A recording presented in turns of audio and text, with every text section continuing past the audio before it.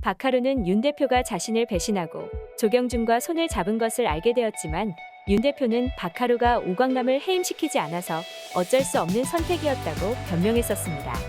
한별이가 박하루의 친자식이라는 것을 알았기에 박하루를 더 이상 믿지 못하겠다는 윤 대표의 입장이었어요.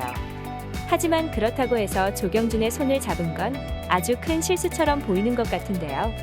윤 대표와 손을 잡자마자 윤 대표를 배신할 계획을 세운 조경준같이 야비한 사람과 힘을 합친 건 악수 중에 악수가 틀림없으니까요. 하지만 윤 대표의 배신은 어쩌면 박하루에게는 더 잘된 일일 수도 있을 것 같습니다. 윤 대표가 쉽게 배신하는 사람인 것을 알게 된 박하루는 이제 더 이상 윤 대표에게도 속지 않고 조경준에게도 이용당하지 않을 것 같기 때문인데요. 박하루는 머지않아 두 사람을 동시에 몰락시켜버릴 수 있을 것 같아요. 물론 현재 동방의 대표이사는 조경준이 차지하고 있고 박하루는 겨우 요양원 이사장 자리에 오른 것뿐이라서 힘이 많이 모자른 것은 사실이기는 한데요. 하지만 현재 넥스트의 윤 대표와 조경준은 사이가 조금 틀어졌잖아요. 윤 대표가 동방을 꿀꺽하기 위해서는 반드시 요양원 이사장 자리를 확보해야 하는데 조경준이 이 자리를 놓쳐버림으로써 곤란한 입장에 처했기 때문인데요. 이 와중에 그 중요한 자리를 차지한 것은 바로 박하루이기 때문에 어쩌면 이제 중요한 패를 갖고 있는 사람은 박하루인 것 같습니다. 아마도 박하루는 이 패를 아주 잘 활용할 것 같은데요. 어쩌면 윤 대표에게 다시 접근을 해서 자기와 함께 다시 힘을 합치자고 제안할 것 같아요.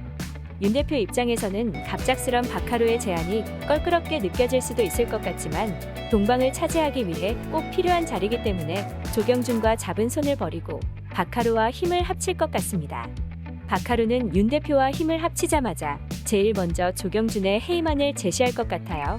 박하루 혼자의 힘으로는 어렵겠지만 대주주인 윤 대표와 힘을 합치면 어렵지 않기 때문인데요.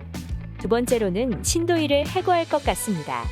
현재 박하루는 아모르파티 요양원의 이사장이기 때문에 인사권을 갖고 있어서 사무국장인 신도희를 자르는 것은 어렵지 않은 일이기 때문인데요. 동방을 꿀꺽할 꿈에 부풀어 있던 두 사람은 박하루 때문에 하루아침에 실직자가 될 것 같아요. 아마도 박하루가 두 사람을 내쫓기로 결심한 것은 그동안의 많은 잘못들 때문에도 화가 나지만 자신의 친부인 박기태까지 끌어들여서 자신을 협박한 것에 대한 분노가 더해져서일 텐데요. 결국 박기태를 이용하여 박하루를 협박하고 동방을 차지하겠다는 조경준의 계획은 허무한 꿈에 그칠 가능성이 높을 것 같습니다. 물론 박하루가 윤 대표와 손을 잡은 것은 진짜 오광남을 배신하기 위해서가 아니라 일단 조경준을 해임시키기 위한 것일 텐데요. 따라서 마지막에는 호시탐탐 동방을 노리던 윤 대표도 몰아낼 것 같습니다. 그렇게 된다면 결국 박하루가 위기에 처한 동방을 구해내고 오광남의 두터운 신임을 얻게 될 것 같은데요. 오늘도 오광남은 전략기획본부에 박하루를 내정하면서 너를 후계자로 생각한다는 것을 어필하였지만 사실 박하루는 전혀 신경 쓰지 않는 눈치였었죠. 하지만 오광남뿐만 아니라 오소리마저 박하루에게 동방을 맡아달라고 부탁한다면 결국 박하루는 모시기는 척 동방의 후계자가 될 것 같은데요. 과연 박하루는 박기태까지 데려와서 위협을 하는 야비한 조경준으로부터 동방을 구해낼 수 있을까요? 다음 회가 정말 기대되네요. 오늘 영상 재밌으셨다면 구독과 좋아요 부탁드려요.